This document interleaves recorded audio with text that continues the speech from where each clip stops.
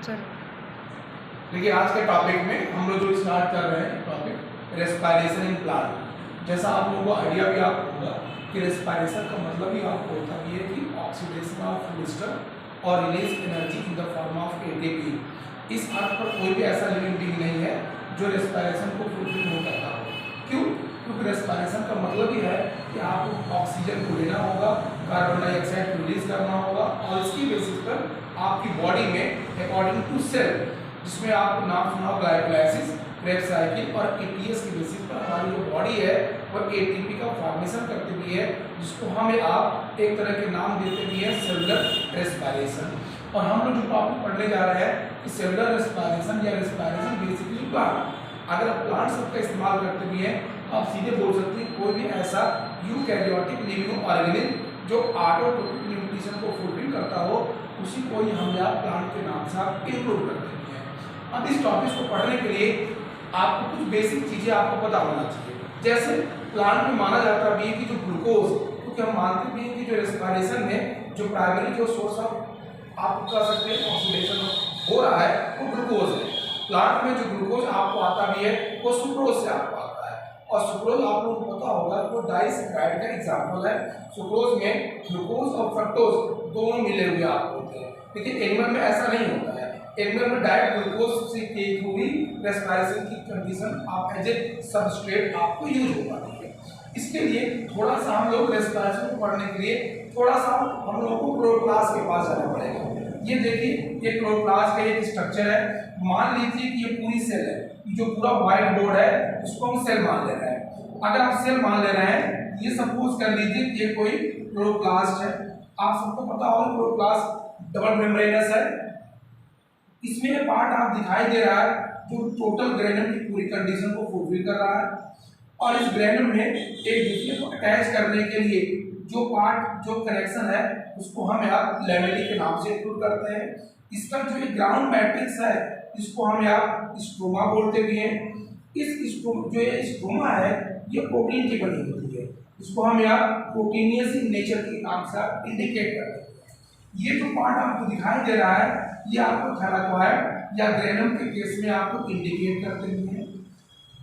Granum एक part को indicate किया गया भी है। जो सनलाइट आपको आती भी है उसको ट्रैप करने की प्रॉपर्टी इसी ग्रेनम के फॉर्म में आपको होती भी है, जो आप देखते भी हैं सनलाइट। और ये ग्रेनम में आपको लाइट को ट्रैप करने की एबिलिटी होती है। क्यों? क्योंकि थैलाकोइड में क्वांटासोम होती है, और आपको पता होगा कि क्वांटासोम जो है वो फोटोसिंथेटिक यूनिट है ये। और फोटोसिंथेटिक यूनिट के केस में अगर आपको देखा भी जाए इसमें नियर अबाउट 230 क्लोरोफिल की यूनिट होती है। क्लोरोफिल की यूनिट होती है। और हमको आपको पता है कि फोटोसिंथेसिस में 6 मॉलिक्यूल कार्बन डाइऑक्साइड और 12 मॉलिक्यूल ऑफ वाटर।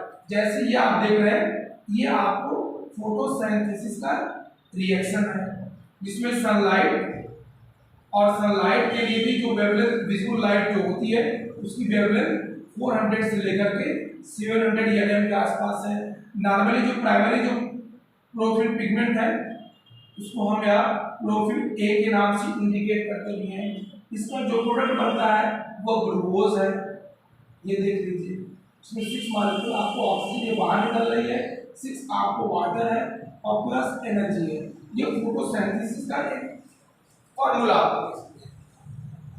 कई बार लोग पूछते भी हैं बेसिकली आप 12 मॉलिक्यूल ऑफ वाटर का यूज क्यों कर रहे हैं आप। इसका एक बहुत ही साइंटिफिक एक्सप्लेनेशन है कि किसी रिएक्शन में ग्लूकोज के एक मॉलिक्यूल को बनाने के लिए 12 मॉलिक्यूल आपको एनएडी चाहिए, और 12 मॉलिक्यूल एनएडी के लिए आपको 12 मॉलिक्यूल आपको वाटर चाहिए।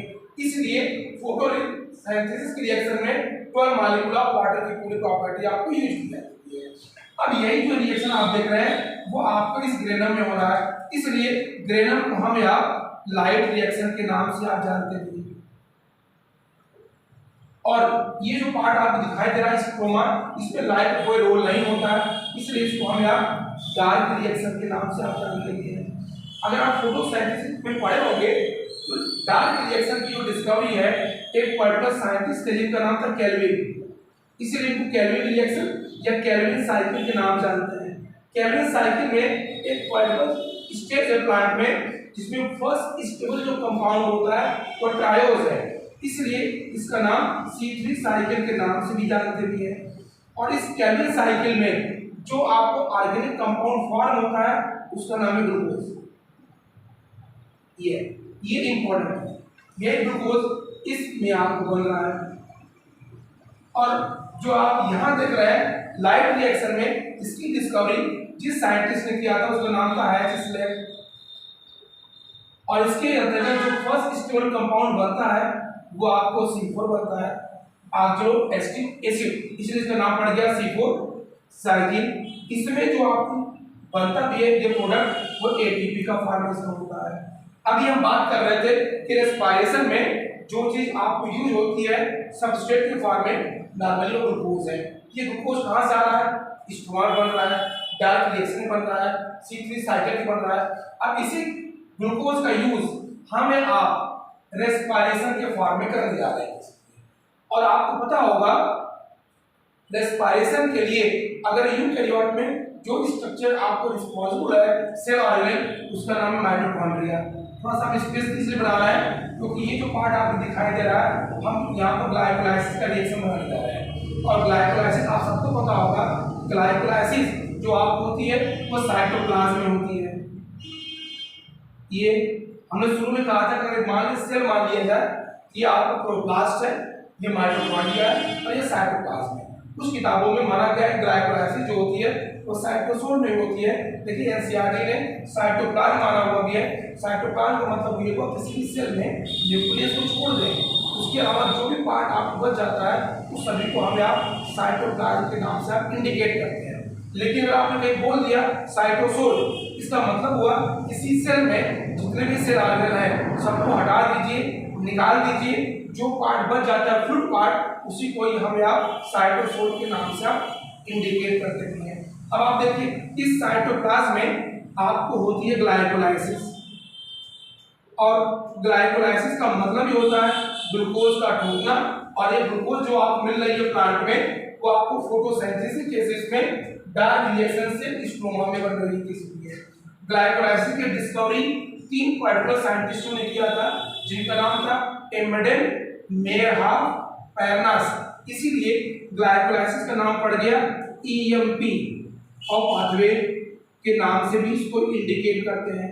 ग्लाइकोलाइसिस एनाएरोबिक का एग्जांपल है, मतलब ऑक्सीजन के एब्सेंस में आपको होता भी है। और ग्लाइकोलाइसिस की जो डिस्कवरी की गई थी वो पर्टिकुलर ईस्ट सेल में की गई थी। ईस्ट एक फंजाई है जो यूनिसेलुलर की प्रॉपर्टी को फुलफिल करता है। थोड़ा सा माइटोकॉन्ड्रिया भी देख लीजिए, आपको समझ में आ जाएगा कि रेस्पिरेशन प्लांट में कहां प्राप्त हो रहा है। ये आप देख रहे हैं माइटोकॉन्ड्रिया, आप सबको पता है कि माइटोकॉन्ड्रिया में डबल मेम्ब्रेन होती भी है। जो अंदर की मेम्ब्रेन होती है उसमें नंबर ऑफ इनफोल्डिंग स्ट्रक्चर होता भी है। इस इनफोल्डिंग स्ट्रक्चर को हम यहाँ क्रिस्टी इन केस ऑफ एनिमल और प्लांट में इसी को हम यहाँ टुबली के नाम से आप इंडिकेट कर देते हैं। ये पार्ट इस क्रिस्टी पर आप देखेंगे इस तरह से पार्ट आपको दिखाई देगा जिसको हम यहाँ ऑक्सीसोम, इसी ये पूरे इनफोल्डिंग स्ट्रक्चर पाया जाता है जिसको हम यहाँ ऑक्सीसोम, इसी को जिस साइंटिस्ट ने डिस्कवर किया था उसका नाम था फेर्नांड मोरन, इसीलिए इसको हम यहाँ F1 पार्टिकल के नाम से जानते हैं। इसी का एक और भी नाम है एलिमेंट्री पार्टिकल के नाम जानते हैं। हम उसी का इस्तेमाल यहाँ पर कर रहे हैं जिसका यूज रेस्पिरेशन में होने वाला है। माइटोकॉन्ड्रिया में बहुत से स्ट्रक्चर है, हम उस सभी स्ट्रक्चर के बारे में बात नहीं कर रहे हैं। हमको जिसकी जरूरत रेस्पिरेशन में है सिर्फ हम उसी की बात कर रहे हैं। माइटोकॉन्ड्रिया का जो बीच का पार्ट आपको होता है ये पार्ट, इसको हम लोग बोलते हैं मैट्रिक्स।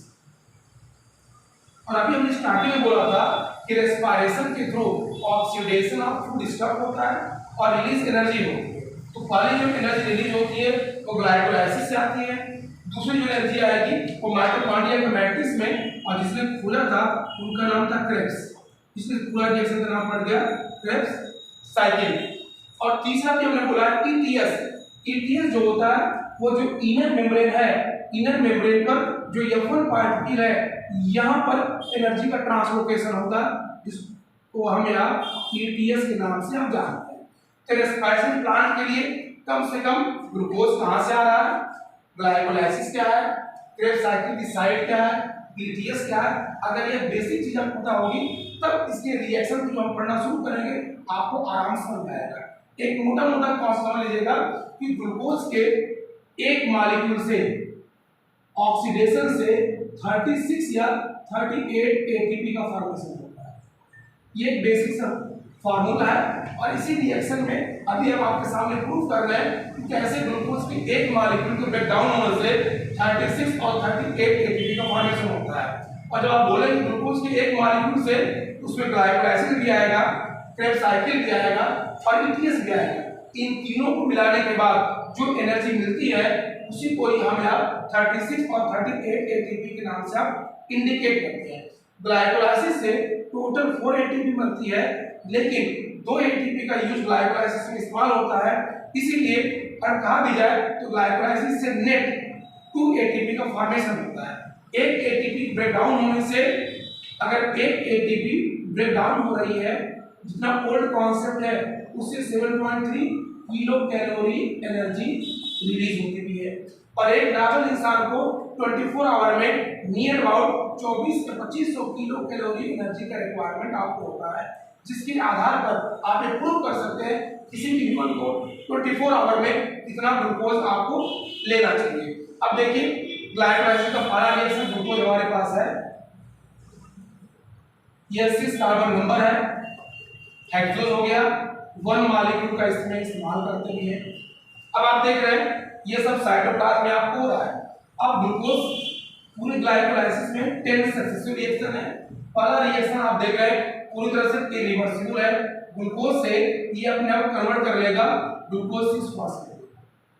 इस पहले रिएक्शन में एटीपी का यूज होता है। क्यों? कोई भी रिएक्शन को शुरू करना है तो उसको एनर्जी देना पड़ेगा। आपने एटीपी का इस्तेमाल कर लिया। एटीपी में एडेनोसिन ट्राइफॉस्फेट, ये एक न्यूक्लियोटाइड है और ये एनर्जी करेंसी के फॉर्म में इस्तेमाल होता है। जैसे इसको यूज करेंगे ये रिड्यूस फॉर्म आएगा एडीपी प्लस आईपी। एंजाइम का जो नाम है आप देख रहे हैं सबस्ट्रेट और प्रोडक्ट दोनों में हेक्सोज लगा हुआ है। एटीपी का इस्तेमाल इसमें टाइम लग जाएगा। एंजाइम में एच का इस्तेमाल सफिक्स के फॉर्म होगा। पूरा नाम पड़ जाएगा एंजाइम का नाम हेक्सो काइनेज।